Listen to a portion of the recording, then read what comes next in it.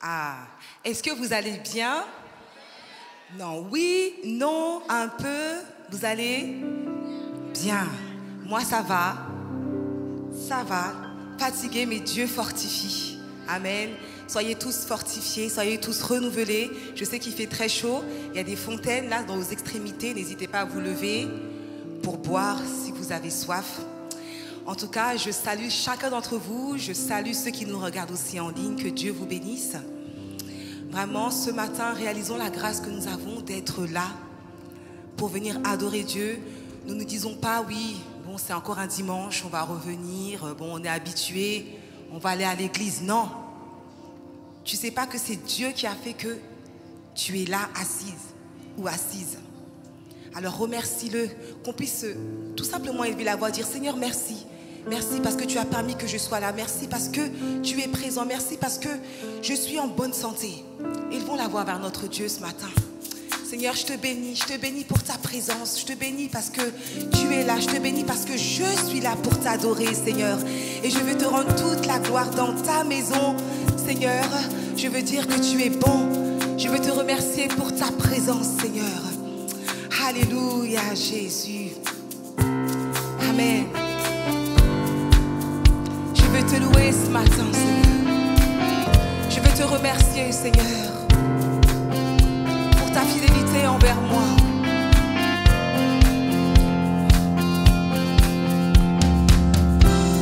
Je viens dans ta maison, je veux te rencontrer, tel que je suis, m'abandonner. Oh, merci Jésus. Alors que nous chantons, ton esprit me remplit, mon âme est libérée. Musique. Est-ce que tu peux acclamer ton Dieu ce matin pour sa présence, pour son amour, pour sa fidélité?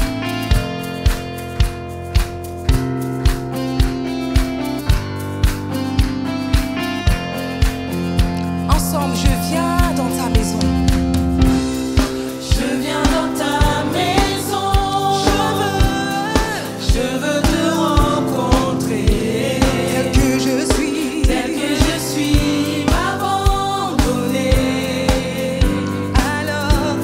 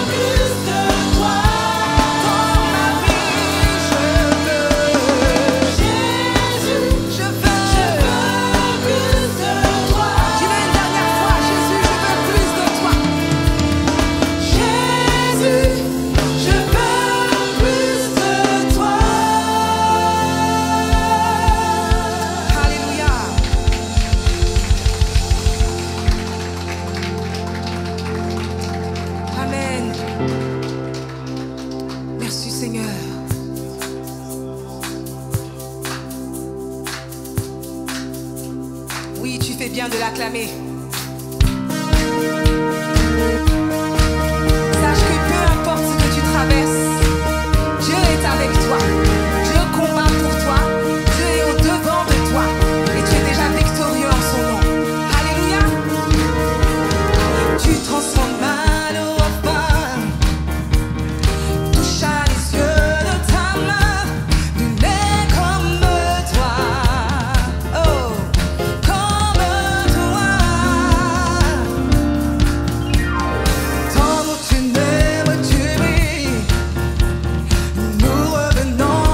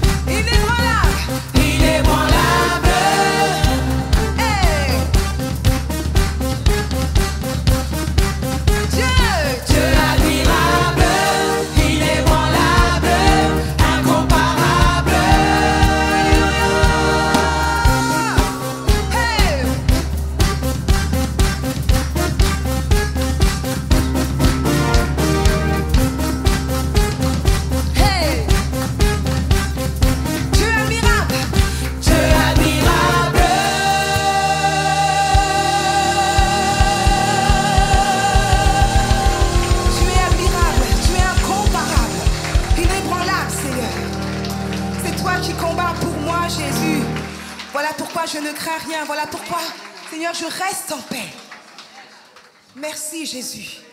Tu es ce Dieu couronné vainqueur pour ma vie, Seigneur. Alléluia.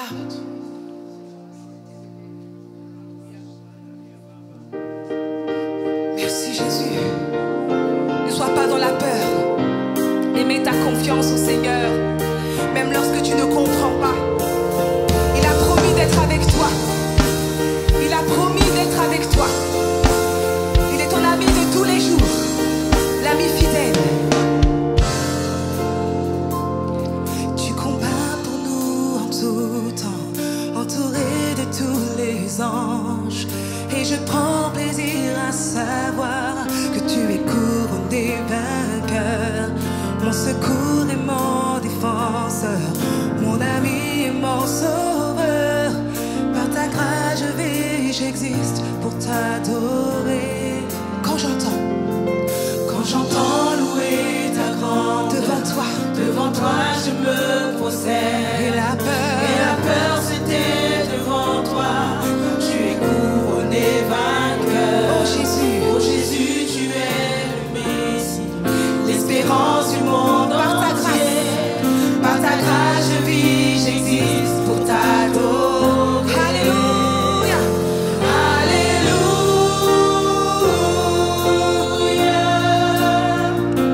Tu as triomphé, tu as triomphé.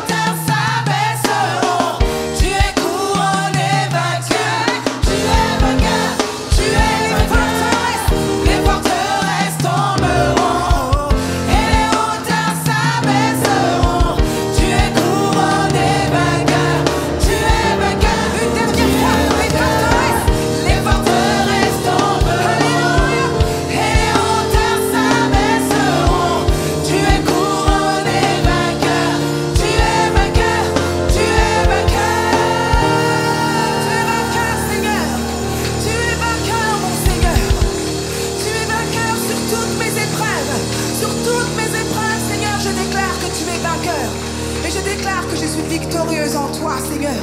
Voilà pourquoi je ne crains rien. Voilà pourquoi, Seigneur, je reste accrochée à ta parole. Parce que tu ne mens pas, Seigneur. Oh Jésus, à toi toute la gloire, mon Seigneur Jésus.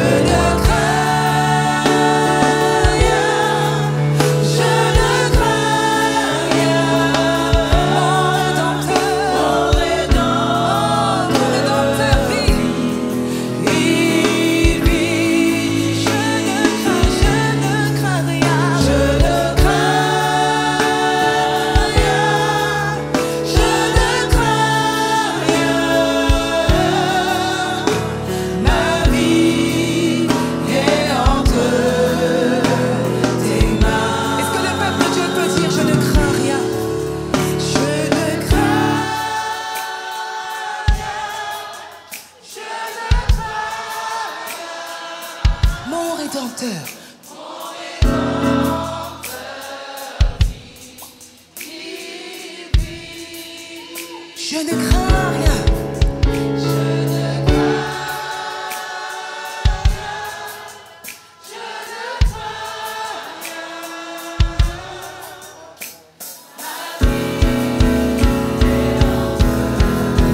On va le reprendre une dernière fois encore ensemble. Je ne crains rien. Dis-le à ton Dieu. Je ne crains rien. Je ne crains rien. Mon Rédempteur.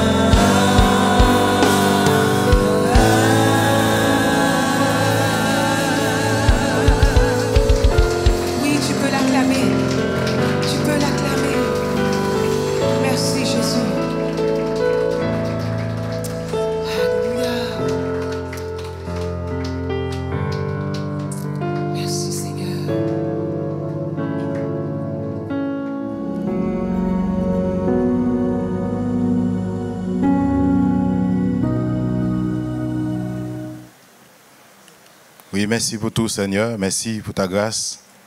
Merci parce que tu nous aimes au-delà de ce que nous pouvons voir, Seigneur, imaginer, penser. Ton amour dépasse toute chose. Sois loué, mon Dieu. Merci pour ce message. Éclaire-nous, Seigneur. Merci pour ton peuple. Éclaire ton peuple. Sois loué au nom de Jésus. Amen. Voilà, je remercie le Seigneur. Bonjour à chacun de vous. Est-ce que tu peux saluer justement ton frère ou ta sœur qui est juste à côté? Voilà, tu le bénis. Amen. Amen. C'est bien de bénir son frère, de bénir sa sœur. C'est une manière de dire bienvenue à son frère, à sa sœur. Amen. Je vais lire puis ces passages, en effet, dans le livre de Genèse, chapitre 4, 1 à 13. Peut-être je ne vais pas tout lire, en fait, pour gagner du temps. Adam connut Ève, sa femme. Elle conçut, enfanta Caïn, et elle dit, j'ai formé un homme avec l'aide de l'Éternel, et enfanta encore son frère Abel. Abel fut berger, et Caïn fut laboureur. Au bout de quelque temps, Caïn fit à l'Éternel une offrande des fruits de la terre. Et Abel, de son côté, en fit une des premiers-nés de son troupeau et de leur graisse. L'Éternel porta un regard favorable sur Abel et sur son offrande. Mais il ne porta pas un regard favorable sur Caïn et sur son offrande. Caïn fut très irrité et son visage fut abattu. Et l'Éternel dit, Caïn, pourquoi es-tu irrité? Et pourquoi ton visage est-il abattu? Certainement, si tu agis bien, tu relèveras ton visage, et si tu agis mal, le péché se couche à la porte, et ses désirs se portent vers toi. Mais toi domine sur lui. Cependant, Caïn adressa la parole à son frère Abel, mais ils étaient dans le champ. Caïn jeta sur son frère Abel et le tua. Nous pouvons nous arrêter là, vraiment dans un premier temps par rapport à ces passages. L'autre passage, c'est dans Exode de 1 à 8, mais on va lire verset 5, qui dit « Tu ne te prosterneras point devant elle, de l'image taillée et statue, et tu ne le serviras point, car moi, l'Éternel, ton Dieu, je suis un Dieu jaloux, qui punit l'iniquité des pères sur les enfants jusqu'à la 3e et la 4e génération, de ceux qui me haïssent, et qui fait miséricorde de 1000 générations, jusqu'à 1000 générations, à ceux qui m'aiment et qui gardent mes commandements. » En effet, nous pouvons nous arrêter là. Il y a plusieurs passages qui m'importent. Il y a un troisième passage, j'aimerais bien lire vite fait. En fait, c'est dans Genèse 35 qui dit, Dieu dit à Jacob, lève-toi, monte à Bethel et demeure-y. Là, tu dresseras un autel au Dieu qui t'a apparu lorsque tu fis à Isaïe ton frère. Jacob dit à sa maison et à tous ceux qui étaient avec lui, ôtez les dieux étrangers qui sont au milieu de vous, purifiez-vous et changez de vêtements. Nous nous lèverons et nous monterons à Bethel, et là je dresserai un autel au Dieu qui m'a exaucé dès le jour de ma détresse. Dans les jours de ma détresse, et qui a été avec moi pendant le voyage que j'ai fait. Amen. Amen. Voilà un premier message que j'ai lu, vraiment c'est très important. Mais le thème s'intitule « La jalousie de l'homme et de Dieu ». La jalousie de l'homme, la jalousie de Dieu. La jalousie de l'homme et de Dieu. En effet, nous avons l'habitude vraiment d'entendre tout autour de nous, en fait, combien vraiment les gens parfois sont jaloux. Et vraiment, nous vivons ces choses parfois, en effet. Il y a d'autres qui font cette expérience, le fait de voir que vraiment, même au sein de leur famille, vraiment, il y a des bouleversements par rapport à la jalousie, tout cela. Parfois, c'est une question d'héritage.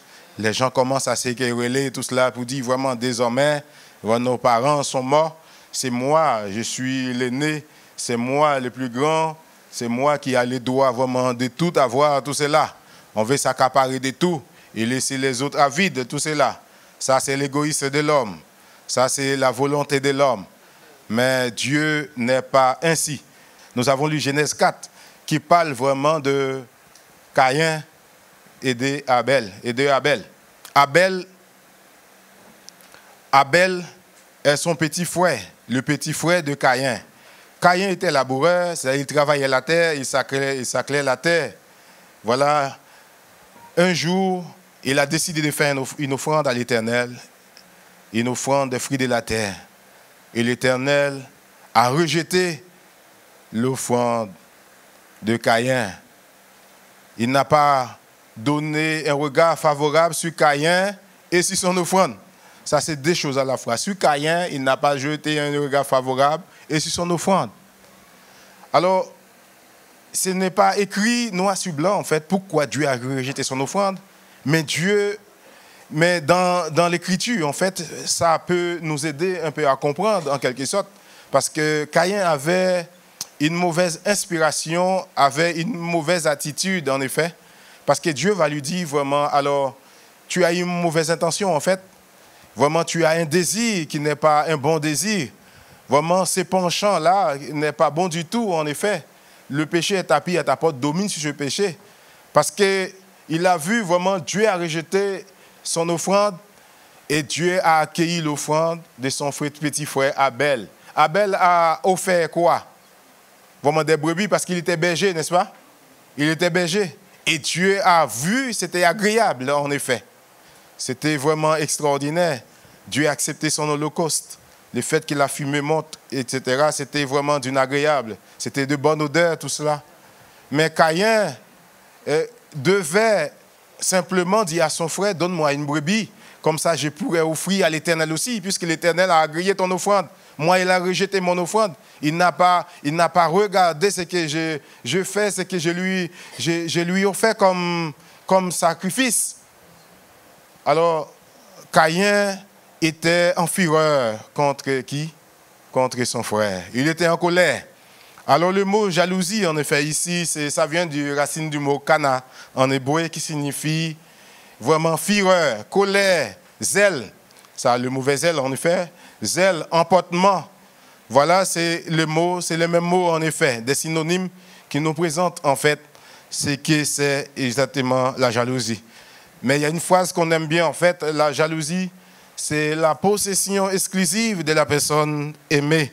Comme nous allons parler vraiment de l'amour, comment déjà de la jalousie de l'homme ainsi que de Dieu, nous pouvons comprendre en effet, nous avons vraiment besoin vraiment d'avoir des attitudes ou bien une attitude qui plaît à Dieu, comme Caïn vraiment a pu le faire en offrant à l'Éternel des offrandes. Dieu nous appelle tous à l'offrir des offrandes, mais comment nous offrons ces offrandes? Il y a une étude qui a été faite dans les livres de Romains, chapitre 12, 1 à 3, qui a parlé d'offrir son corps comme un sacrifice de bonne odeur, en effet, saint et agréable, ce qui sera vraiment quelque chose d'extraordinaire, d'agréable à Dieu. Ça, c'est important, en effet. Quel genre de sacrifices nous offrons à Dieu et quel genre de sacrifices nous sommes prêts à offrir à Dieu? Parce que Dieu va recevoir notre sacrifice en fonction de notre attitude, de notre intention, l'intention de notre cœur. Dieu continue à le faire. De même qu'il l'avait fait dans le livre de la Genèse, dès le début, en effet, en rejetant l'offrande de Caïn, Dieu continue à le faire. Il y a des offrandes que Dieu agrée, il y a d'autres non. Mais il ne faut pas être jaloux si toutefois Dieu fait quelque chose, il agrée ton frère, il bénit ton frère, il permet que ton frère vraiment puisse jouir vraiment de certains privilèges. Vraiment, tu dois te réjouir pour ton frère. Si tu vraiment t'approches de ton frère, peut-être ton frère te donnera le secret. Pourquoi vraiment Dieu peut-être a agréé, a accepté son offrande. Parfois, vraiment, Dieu, par rapport à tel penchant, Dieu vraiment s'abaisse. Dieu aussi vraiment s'est abaissé.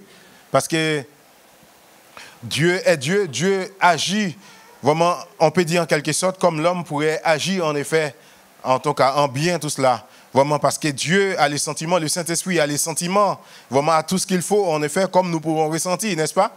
Vraiment c'est important vraiment de savoir comment, c'est le comment en effet nous offrons les choses à Dieu, comment nous faisons les choses. En tout cas, Dieu a rejeté l'offrande vraiment de Caïn. J'ai choisi plusieurs points en fait concernant la jalousie de l'homme et de Dieu, et vraiment la jalousie rend l'homme méchant. C'est un adage dont tout le monde connaît en fait, la jalousie rend l'homme méchant. Alors, nous avons vu comment Caïn a tué son frère. Son frère ne lui a rien fait, mais il a décidé de tuer son frère parce que Dieu a agréé son offrande. Si Dieu agrée l'offrande de ton frère, je le répète, il agrée l'offrande de ton frère, il bénit ton frère est en train d'exceller, d'émerger, d'être béni Réjouis-toi pour ton frère. Ton frère peut-être sera un sujet de bénédiction pour toi. Vraiment, c'est merveilleux. La jalousie rend l'homme méchant. Alors, vraiment, il y a quelque chose de très important à comprendre. En effet, quand quelqu'un se trouve dans la misère, dans la pauvreté, dans la sécheresse, quand quelqu'un est en train d'être piétiné dans la pauvreté, ou sinon, vraiment, on les considère comme rien du tout, vraiment, tout le monde ne le voit. Tout le monde lui donne dos parce qu'on voit c'est quelqu'un de misérable. C'est quelqu'un qui n'a pas la voix au chapitre. C'est quelqu'un qui doit être rejeté. Quand c'est comme ça, personne ne te regarde. Mais quand Dieu commence à te donner du succès, quand Dieu commence à te relever, quand Dieu commence à changer vraiment les choses, alors tout le monde te regarde. Il y a d'autres qui te regardent différemment. Il y a d'autres qui te traitent comme des sorciers, comme un sorcier, pour dire vraiment qu'est-ce qui arrive parce qu'il était dans la misère. Comment d'un coup, vraiment d'un coup, les choses marchent pour lui. Il y a quelque chose qui ne va pas. C'est parce qu'il voit soit un marabout, parce qu'il traite avec l'ennemi. Alors que Dieu vraiment nous aide, mes bien-aimés, à ne pas avoir vraiment ces gens de penchant, à ne pas penser à la place des autres. Parfois, Dieu sait parler pour les gens qui sont misérables, pour les gens qui sont délaissés, pour les gens qu'on abandonne, pour les gens qui n'ont pas la voix au chapitre. Je ne vais pas donner ces passages, mais dans le livre de Jean, chapitre 9, nous pouvons comprendre quelque chose. Il y a un aveugle qui était né. Vraiment, il est né aveugle, en effet, aveugle de naissance. Personne ne voyait sa misère, personne ne voyait sa condition de vie. Mais un jour, Jésus-Christ est passé par là. Vraiment, Jésus-Christ a étendu la main sur lui. Jésus-Christ a ouvert ses yeux. Il était aveugle, il était mendiant. Il ne pouvait rien faire. Il était handicapé. Il ne pouvait rien faire. Il était dans la misère. Mais Jésus lui a offert une chance. Tout le monde devait se réjouir pour lui, n'est-ce pas? Tout le monde devait se réjouir pour lui, mais malheureusement, ça n'a pas été le cas. Les pharisiens, les sadducéens, les hommes des lois qui étaient là, ils disent vraiment maintenant comment cet homme, c'est-à-dire en parlant de Jésus, peut guérir en fait quelqu'un le jour du sabbat.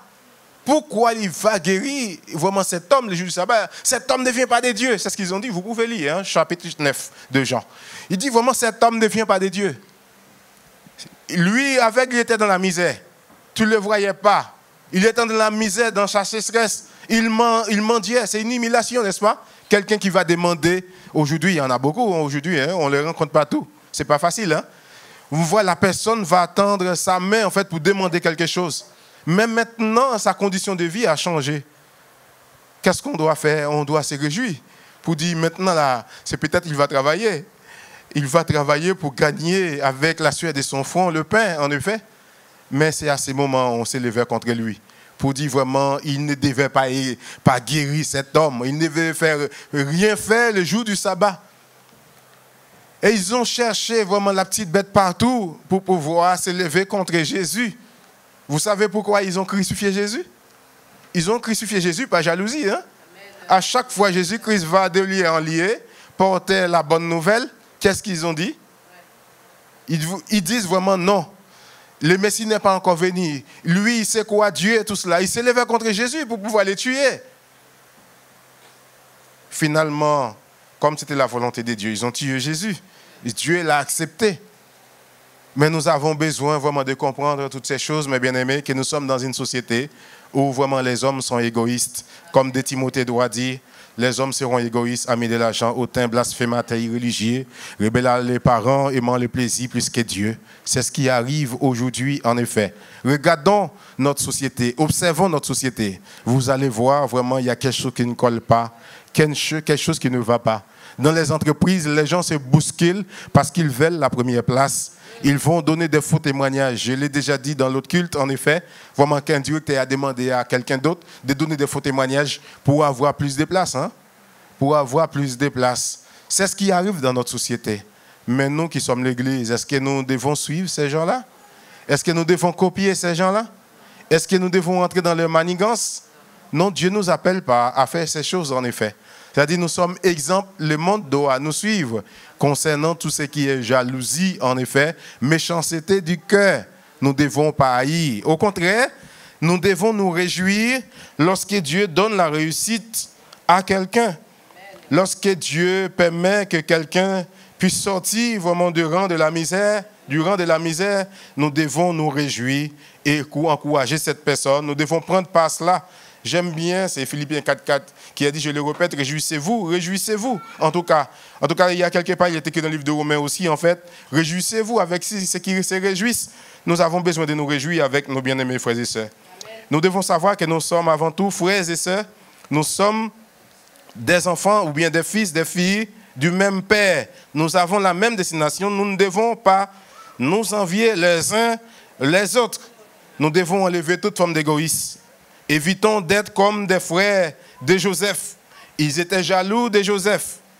Vraiment, lorsque Jacob envoyait ses frères pour pouvoir paître, soigner vraiment les animaux, qu'est-ce qui s'est passé? Puisque Joseph a l'habitude de faire des rêves, vous pouvez trouver ça dans Genèse 39, de 39 à 50. J'aime bien vraiment dire cela parce que toute l'histoire est complète, c'est merveilleux. Et ils ont vu Joseph, comme Joseph avait l'habitude de faire des rêves, c'est des promesses que Dieu avait faites par ses révélations, en effet, qu'un jour, vraiment, ils allaient réunir, se prosterner devant Joseph. Vraiment, c'est ce qui va se passer plus tard. Mais Jacob qui a envoyé ses enfants pour voir ses fils, pour soigner vraiment les brebis, tout cela. Et arrivé un moment, il voyait qu'il tardait à venir. Il dit non, je vais envoyer Joseph pour voir ce qui s'est passé, pour savoir ce qui s'est passé. Il a envoyé Joseph. Quand Joseph est arrivé, de loin, ils ont vu Joseph. Ils ont dit, en effet, il y a le faiseur des rêves qui arrive. Saisissons-les, qu'apparons-nous de lui, en effet, saisissons-les, tuons-les. Ils l'ont pris, en effet. Et Ruben, vraiment, les a dit, en fait, jetons-le vraiment dans la citerne de peur. Vraiment, il voulait qu'il soit épargné, en quelque sorte. Il voulait qu'il soit épargné. Après, ils ont vu des marchands ismaélites. Ils l'ont vendu, en effet, comme esclave. Dans la propre famille, on vend vraiment son frère. On vend son frère, en fait. On vend son frère parce qu'on ne voulait pas voir son frère. On voulait détruire son frère. C'est ce qui s'est passé aujourd'hui. Dans les familles, il y a un problème. Je l'ai déjà dit, en fait, concernant l'héritage, mais il n'y a pas qu'héritage, en effet. Dans les familles, parfois, il y a des problèmes, frères et sœurs, problèmes. Il y a des gens, jusqu'à présent, en fait, ils ont des années, malgré la séparation. Il n'y a jamais réconciliation, hein. Dans les familles. Il y a la jalousie, la méchanceté. Dieu ne nous appelle pas à cela. Toi qui as ton frère qui est au pays, là, vraiment qui a problème de jalousie, tu dois l'appeler, tu dois résoudre ces problèmes. Vraiment, c'est important, en effet. Il y a beaucoup de ces genres de choses qui arrivent. Dieu ne nous a pas appelés à cela. D'autant plus quand nous venons à l'église, quand nous connaissons les Seigneurs, c'est important de pouvoir tout donner au Seigneur. Vraiment demander au Seigneur, vraiment de faire du bien à l'autre. Vraiment, la haine, vraiment, c'est quelque chose que Dieu n'agrée pas, en effet. Pour nous, pour chacun de nous, hein. Et pour les internautes qui m'entendent, en effet, c'est important d'aimer. Vraiment, j'ai entendu, vraiment, lorsque je prenais, vraiment, j'avais un client, vraiment, qui me racontait qu'il y a des gens, en fait, qui discutaient, en fait, malgré les gens sont morts, hein, malgré ils sont morts, en fait, ils avaient vraiment un cimetière ensemble, en fait. Dans les cimetières, il y avait des tombeaux qui étaient collés, en fait. Il y a les autres qui sont vivants, en fait. Ils disaient non, il ne fallait pas ça. Parce que dès les vivants, ils étaient ennemis, tout cela. La haine, où va la haine, en effet? Où va cette méchanceté, ou du moins? Voilà que Dieu vraiment nous aide. En tout cas, l'histoire de Joseph nous indique, en fait, nous indique que vraiment, ces genres de choses, en tout cas, peut arriver vraiment aujourd'hui encore. Peut arriver. Alors, nous voyons des exemples. Moi, personnellement, c'est quelque chose que j'ai en horreur. Parce que la première fois que j'ai vu un cercueil, j'étais petit, en effet, je savais pas grand-chose. Un cercueil, c'est un cercueil de mon oncle, où ils ont tendu piège pour mon père, on voulait les tuer. Vraiment, c'est un oncle, en fait, du côté de ma mère, vraiment, qui aidait mon père. Mon père l'avait envoyé dans les champs, tout ça, pour pouvoir faire des choses. Ils avaient entendu des pièges pour mon père, parce qu'ils ne voulaient pas voir mon père. En fait, j'étais jaloux, tout ça. Vraiment, dans certains quartiers, c'est ce qui arrive. Dans certains endroits, tout ça. Vraiment, dans certains quartiers, les gens veulent tout contrôler, tout ça. Ils étaient jaloux, tout ça. Ils ont tendu un piège. C'est mon oncle qui est pris dans ce piège, parce que c'est lui qui est allé. Il est mort, tout cela. C'est pourquoi j'ai honoré la jalousie, la méchanceté. Quand Dieu a dit de nous aimer les uns les autres, ce n'est pas sans raison. Et vraiment, les pharisiens posaient des questions à Jésus-Christ de Nazareth, parce que Jésus-Christ avait fait taire les Sadducéens, et ils viennent à leur tour pour poser des questions à Jésus. Voilà, mais Jésus leur a dit, vous devez vous aimer les uns les autres. Vous pouvez voir ça dans Matthieu 22, Matthieu 22, vous allez voir ça, 37 à 39. Jésus veut que nous puissions nous aimer les uns les autres, nous détester, nous haïr les uns les autres, avoir des fureurs les uns les autres. Si quelqu'un vient te voir pour te dire, vraiment faisons quelque chose, manigançons quelque chose, faisons des compromissions pour s'élever contre cette personne, il ne faut jamais accepter les raisons en effet. Vous avez vu dans les livres vraiment de Actes 23, Actes 24, vous pouvez lire, il y a quelque chose qui s'était passé. C'est-à-dire, apôtre Paul prêchait la bonne nouvelle. Pendant que l'apôtre Paul prêchait, il y a des gens vraiment qui conspiraient vraiment contre l'apôtre Paul pour pouvoir les tuer. Alors, apôtre Paul vraiment s'est levé pour pouvoir prendre défense. Mais Dieu a intervenu en sa faveur. C'est lorsqu'il s'est présenté, il voulait se présenter devant César, tout cela. C'est Dieu qui l'a sauvé parce qu'il y a un évêque qui est allé pour dire, vraiment, il conspire contre toi, il ne voulait pas manger même. Vraiment, jusqu'à ce que vraiment tu sois mort. Vraiment, mais Dieu l'a délivré, en effet. Dieu sait délivrer ses enfants, vraiment des complots de l'ennemi, des manigances de l'ennemi. Même lorsqu'on veut te tuer, Dieu est capable d'intervenir pour te délivrer de la main des ennemis. Tantôt, j'avais pris l'exemple vraiment de Daniel 3. Dans Daniel 3, vous allez le lire pour gagner du temps, j'ai fait cela. Dans Daniel 3, vous pouvez lire, il y a l'histoire des Meshach, Shadrach et Abednego. Ils ont fait un statut. Le statut qu'ils ont fait, ils ont fait afin que Meshach, Shadrach et Abednego, puisqu'ils n'étaient pas des Babylone, ils n'étaient pas des Babyloniens, ils n'étaient pas vraiment du pays, en effet. Alors, vraiment, ils sont venus. Ils avaient l'intendant de toute vraiment une province, tout cela. Ils avaient l'intendant, c'est-à-dire ils dirigeaient tout. Mais eux, ils s'élevaient contre eux, ils étaient jaloux. Quand on parle vraiment de la fournaise ardente, il faut savoir derrière, il y a la jalousie, il y a les complots, la complicité de ces gens-là, en fait, qui ne voulaient pas voir Meshach, Shadrach et Abednego, parce qu'ils viennent d'ailleurs. Alors, ils complotaient contre lui. Vraiment, ils se disent vraiment non, il faut se prosterner. Ils ont vu le roi, en fait, pour faire vraiment ces genres de choses. Ils ont fait, et ils connaissaient le Dieu, ils ne se prosternaient pas. Et les gens là, ils les observaient pour savoir est-ce qu'ils allaient se prosterner ou pas. Ils ne se prosternaient pas. Ils sont partis voir le roi pour dire vraiment, ces gens-là que tu as donné vraiment l'intendant vraiment des provinces là, ils ne se prosternaient pas devant le statut que tu as fait au roi.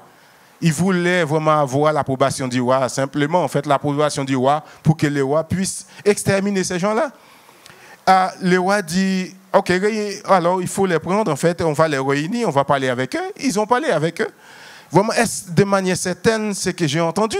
Vous ne voulez pas vous prosterner devant les statues qu'on a fait, que je fais? J'ai ordonné.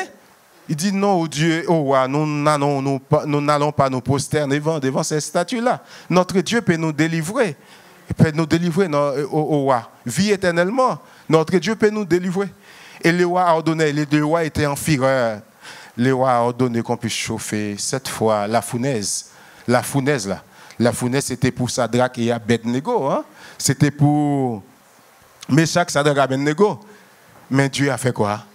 Dieu a changé le mal en bien, n'est-ce pas? Dieu a changé le mal en bien. Dieu a fait quoi? Ils les ont pris, on les a jetés dans la fournaise ardente. Dans l'écrit, c'est clair pour dire vraiment, lorsque les gens allaient jeter ces gens-là, eux-mêmes ils brûlaient. Tandis que vraiment Shadrach, Meshach et Abednego, les vêtements n'avaient. Pourquoi? Parce que Dieu était avec eux, n'est-ce pas? Amen. Quand Dieu est avec toi, mes bien-aimés, ça c'est formidable. Si Dieu est avec toi, qui? Voilà, vous connaissez bien ça. C'est-à-dire, si Dieu est de notre côté, ça c'est l'essentiel en effet. Les hommes vont pouvoir toujours s'élever parce que l'ennemi utilise aussi, de même que Dieu nous utilise, Dieu vraiment nous aime, Dieu travaille en tout cas avec nous. L'ennemi utilise aussi une tierce personne pour pouvoir vraiment détruire, pour pouvoir faire des choses. Mais la finalité des choses, c'est que Dieu a relevé le défi, n'est-ce pas? Dieu a fait quelque chose. Non seulement Dieu a délivré Shadrach, Meshach et Abednego, on a dit là-bas, il y avait un quatrième homme. Finalement, le roi a mis un autre édit pour dire, quiconque n'adore pas ces dieux-là, en effet, vraiment, ils seront tués en quelque sorte. Ça, c'est important, en effet, notre Dieu, la position de notre Dieu, notre position en Dieu, ça, c'est très important. Que Dieu vraiment soit glorifié. Et je dis merci, Seigneur, parce que nous aussi, nous avons vraiment besoin vraiment de nous diriger vers Dieu et faire ce que Dieu nous demande de faire. Que Dieu nous aide, en tout cas, à ne pas avoir de la jalousie contre nos frères, contre nos sœurs. La jalousie rend l'homme méchant. J'ai entendu, je l'ai déjà dit, il y a dans une chorale, vraiment, j'ai entendu vraiment quelqu'un dire sa cousine a été empoisonnée par jalousie. Dans une chorale, vous avez compris ce que je veux dire. Une chorale, comment dans l'église, vraiment quelqu'un peut être tué par son frère. Dans l'église, c'est la confiance, n'est-ce pas?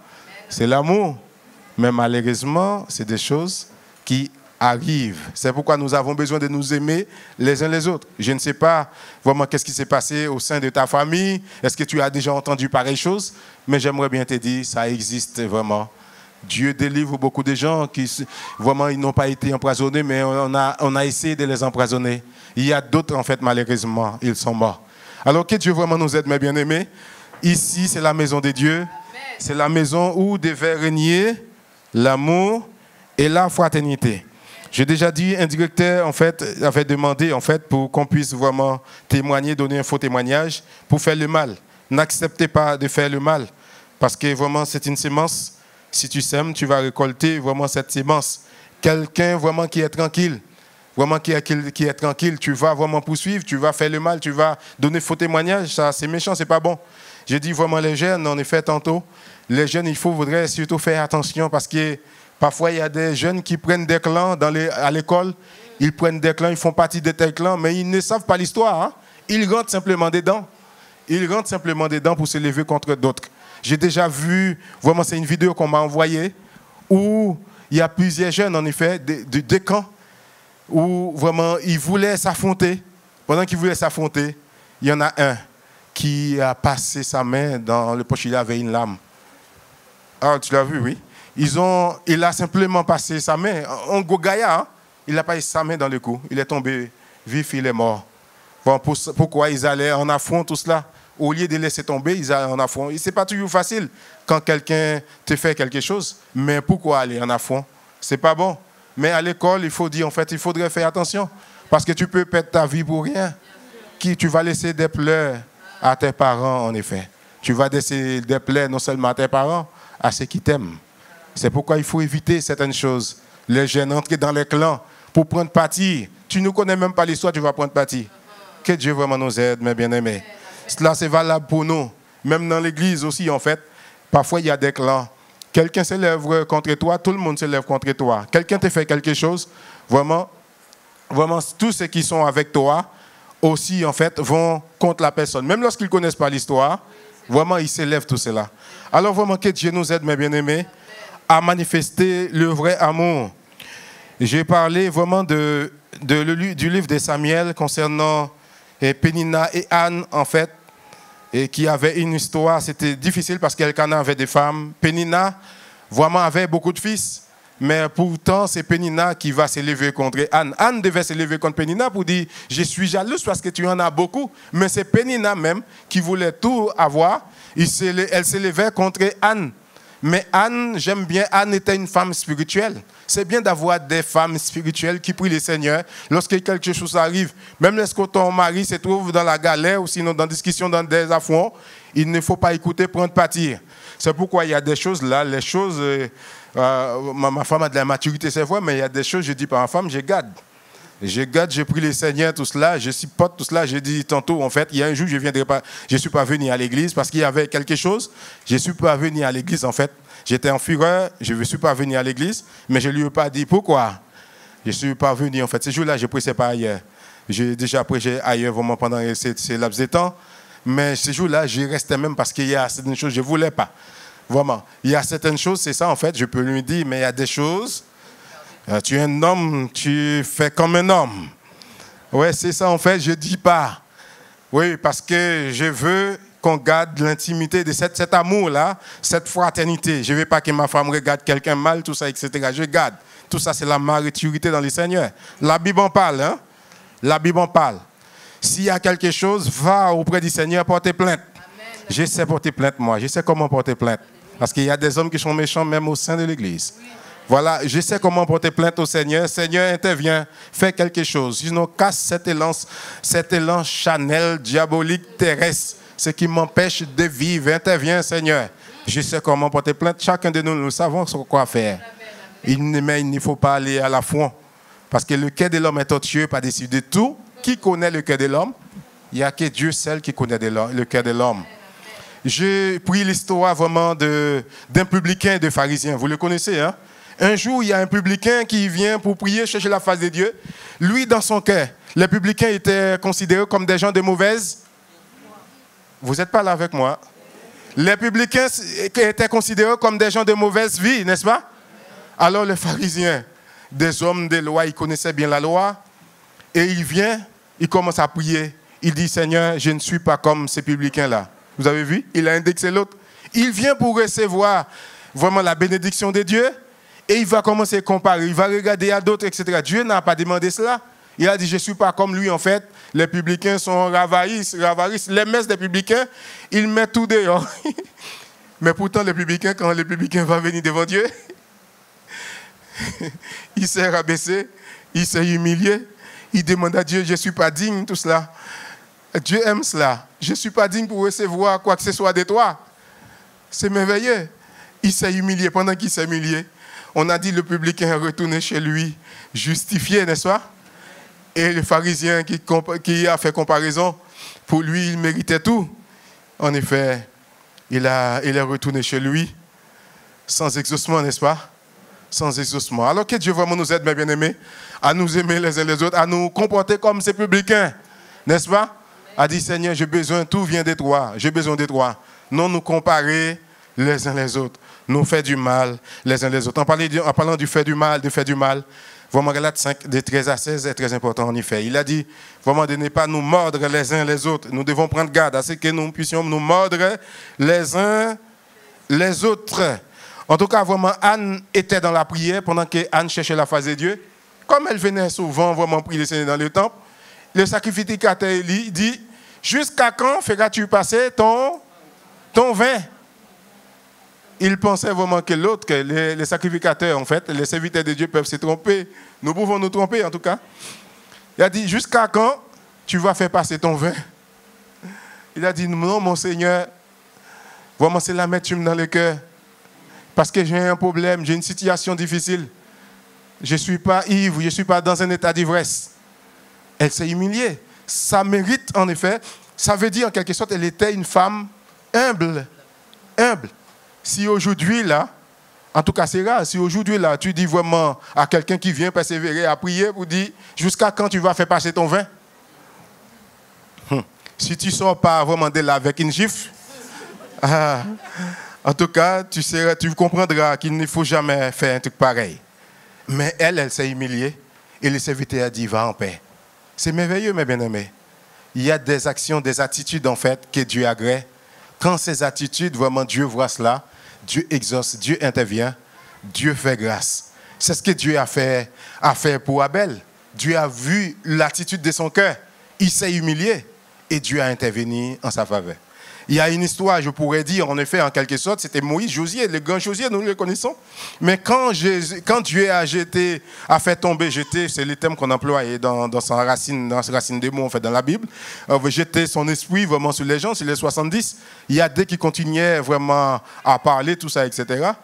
Vraiment, où ces gens-là, vraiment, qui continuaient à faire des choses, prophétisaient, l'esprit était sur eux, tout cela. Et Josué est allé porter plainte aller dire à Moïse. Et Moïse a dit, vraiment, si tout le monde pouvait recevoir l'esprit, ça aurait été mieux tout cela. Est-ce que tu es jaloux pour moi?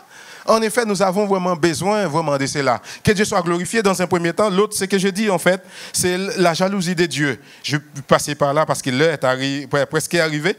La jalousie de Dieu.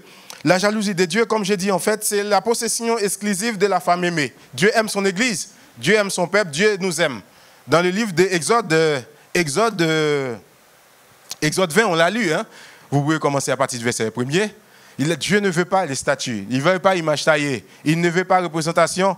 Il ne veut pas qu'on prosterne, c'est-à-dire agenouiller, tout cela. Adorer. Vraiment, c'est les mêmes mots pour ce qu'ils en fait. C'est les mêmes mots. Adorer. S'agenouiller devant les statues, devant l'image taillée. Alors, Dieu a dit, en fait, je suis un Dieu jaloux, parce que Dieu ne veut pas le partage, en effet. Il y a quelque chose, je pourrais dire, en fait, dans le livre aussi, vraiment d'Ésaïe, vous pouvez continuer à cela. Dieu veut vraiment qu'il soit le seul maître, le seul Seigneur, le seul Sauveur. C'est pourquoi j'ai soulevé tout à l'heure Matthieu 22, de 37 à 39. On doit adorer Dieu de tout notre cœur, de toute notre âme, de toute notre force. Il ne veut pas un autre Dieu. Mais dans Ésaïe chapitre 1er, il est question, vous pouvez lire ça chez vous encore, il est question que Dieu a dit, le bœuf connaît son possesseur. L'âne connaît la crèche de son maître. Mais Israël ne connaît rien. Mon peuple n'a point d'intelligence. Si on continue, vous allez voir en bas justement, il dit, malheur à la nation pécheresse, au peuple chargé d'iniquité, à la race des rebelles, aux enfants corrompus. Pourquoi Dieu a dit tout cela? Parce qu'ils ont abandonné.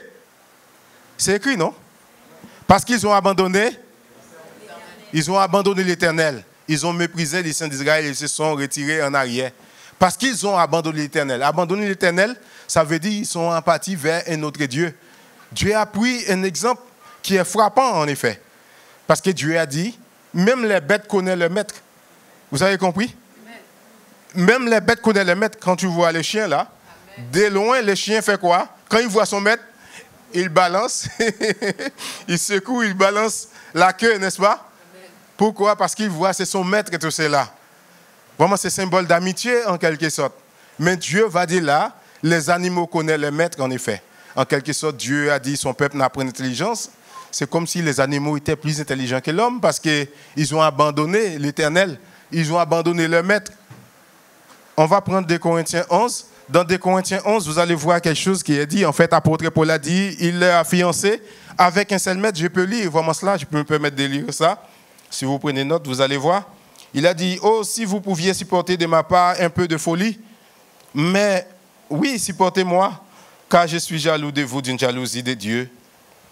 Parce que je vous ai fiancé à un seul époux pour vous présenter à Christ comme une vierge pure. Toutefois, de même que le Seigneur que le serpent séduisit Ève par sa ruse, je crains que vos pensées ne se corrompent et ne se détournent de la simplicité à l'égard de Christ. Car si quelqu'un vient vous prêcher un autre Jésus que celui que nous avons prêché, ou si vous recevez un autre esprit que celui que vous avez reçu, ou un autre évangile que celui que vous avez embrassé, vous le supportez fort bien.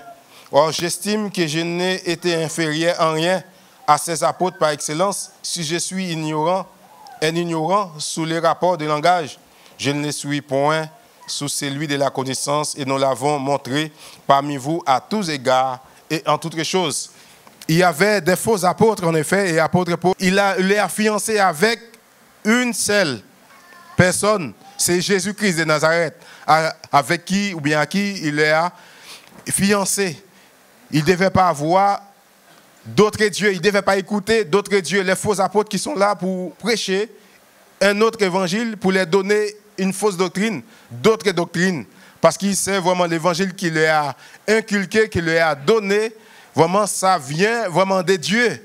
Il les a mis en garde concernant les faux dieux, les faux apôtres qui sont là pour donner un autre évangile. C'est pourquoi il a dit, il est jaloux. Je suis jaloux de vous d'une jalousie de Dieu, parce qu'il ne voulait pas que ces gens-là qui ont reçu les bons enseignements puissent aller recevoir un autre enseignement, l'enseignement de ces faux apôtres-là qui voulaient les détourner par les rudiments pour dire qu'il faut retourner dans les rudiments ce qu'ils avaient l'habitude de faire auparavant, en effet. Alors ça, c'est très important, parce que parfois, il y a des gens vraiment, non seulement, ils se comportent comme des médecins, en effet, ils sont dans l'église, en effet, ils savent Dieu, ils savent un autre Dieu, ils savent les deux dieux. Alors que la Bible nous dit, en effet, on ne peut pas servir 2 maîtres à la fois. Matthieu 6, 24. Nous ne pouvons pas servir 2 maîtres à la fois. Soit nous aimons un, ou bien nous détestons l'autre, en effet. Les Moaïs détestent la même chose. Nous détestons l'autre, tout ça. Soit on méprise l'autre, l'un, ou s'attachera à l'un et mépriser l'autre, tout cela. Nous ne pouvons pas servir 2 maîtres, l'argent ou Dieu, etc. Ça veut dire en quelque sorte, vraiment nous avons besoin de la grâce de Dieu, le discernement surtout, parce qu'il y a des gens qui sont comme des médecins. Vraiment, ils travaillent avec l'ennemi, tout cela. Ils vont dire de faire cela. Ils vont voir des gens en catimini à côté pour dire de faire cela pour ta situation, tout cela. Mais pourtant, ils ont un pied vraiment avec Dieu et un pied avec l'ennemi. D'où viennent les sources? D'où viennent l'inspiration? leurs intentions ne viennent pas de Dieu. Alors que Dieu nous aide vraiment à discerner ces choses-là. Je sais que Dieu, par inspiration, par révélation, peut dire à quelqu'un de prendre tel remède, de prendre telle feuille, hein, parce que dans les feuilles, il y a des bonnes choses, etc. Mais je parle là des gens qui touchent à des mains, tout cela. Il faudrait faire attention que Dieu vraiment nous aide. C'est pourquoi souvent je soulève ça, parce que je sais, parfois nous constatons ces choses, nous rencontrons ces gens-là en effet. Il faudrait faire attention. En tout cas, pour revenir à ce qu'on a dit, en fait, je vais m'arrêter. Nous avons parlé de la jalousie de l'homme et la jalousie de Dieu. Il y a une forme de troisième jalousie, nous ne voulons pas vraiment soulever. Vraiment, c'est la jalousie vraiment du mari à l'égard de sa femme et la femme aussi à l'égard de son mari. Il y a des gens qui sont vraiment jaloux, mais la manière qu'ils sont jaloux, en effet, c'est excessif en fait. L'amour par excès. Ils peuvent même tuer à cause de cela. Dieu ne veut pas cela en tout cas. C'est bien vraiment d'être jaloux. Il y a un petit côté jaloux dans chaque homme, dans chaque femme. Mais il ne faut pas aller à outrance sur tout cela. Dieu ne veut pas cela pour nous. Ce qui importe ici, en effet, dans tout ce que nous avons soulevé concernant l'amour de Dieu et la jalousie de Dieu et la jalousie de l'homme, il y a quelque chose de différent. Dieu a investi en nous. Dieu a le droit d'être jaloux de nous. Amen. Dieu a le droit, en effet. Mais nous n'avons pas le droit dans le but vraiment de s'accaparer de ce que l'autre a. Parfois, nous ne voulons pas que l'autre puisse avoir quelque chose. Dieu ne veut pas cela, passer là pour nous. Au contraire, nous devons nous encourager les uns les autres. Nous devons investir dans la vie de l'autre. Je l'avais dit en fait, quelqu'un qui était dans la misère, comme nous l'avions vu dans le livre de Jean 9, tout cela. Alors nous devons nous réjouir quand Dieu vraiment s'élève pour cette personne-là. Nous devons nous réjouir avec cette personne. Soit faire des cadeaux pour dire, Seigneur, le Seigneur a parlé pour toi. On connaît ta situation, ça n'a pas été facile. Mais désormais, Dieu a travaillé pour toi, Dieu a fait quelque chose. Nous nous réjouissons avec toi. Ça, c'est vraiment merveilleux, mes bien-aimés. C'est ainsi que Dieu appelle tous ses enfants à vivre, en effet, et à faire vraiment des choses. Nous devons avoir les sentiments qui sont en Jésus-Christ. Philippiens 2 l'a dit, en fait, ayons le sentiment qui était en Jésus-Christ. Et que Dieu nous aide à avoir ce sentiment, un sentiment d'amour, un sentiment de paix, un sentiment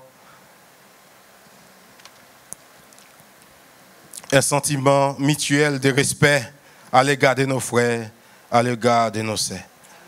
Que Dieu vraiment soit glorifié. Je m'arrête là, mais que Dieu bénisse son Église, que Dieu bénisse son peuple. Amen. Voilà, que Dieu vous bénisse abondamment. N'oublions pas, on va vraiment prier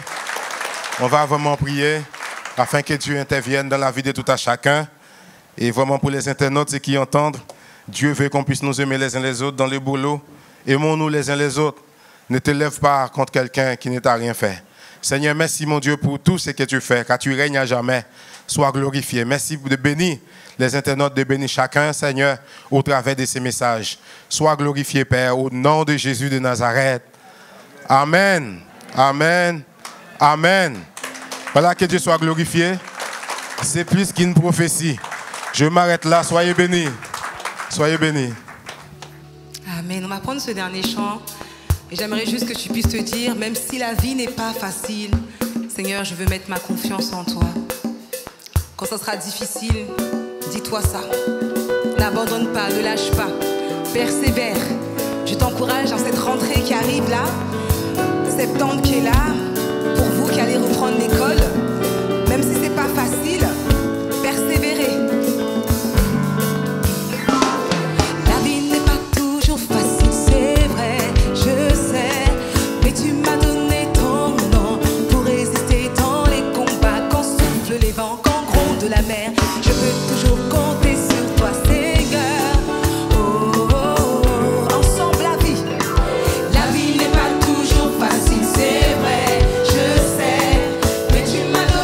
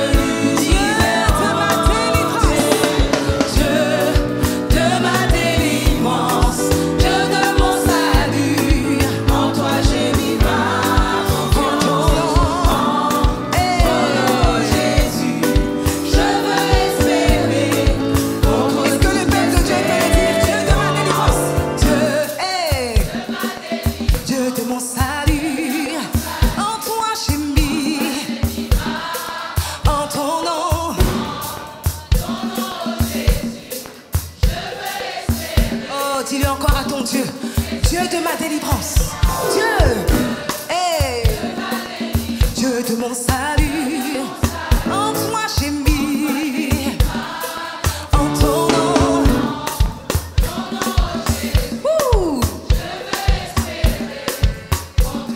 Ensemble, Dieu de ma délivrance. Dieu de ma délivrance. Dieu de mon salut. En toi j'ai mis ma confiance. En ton nom, Jésus. Je veux espérer contre toute espérance.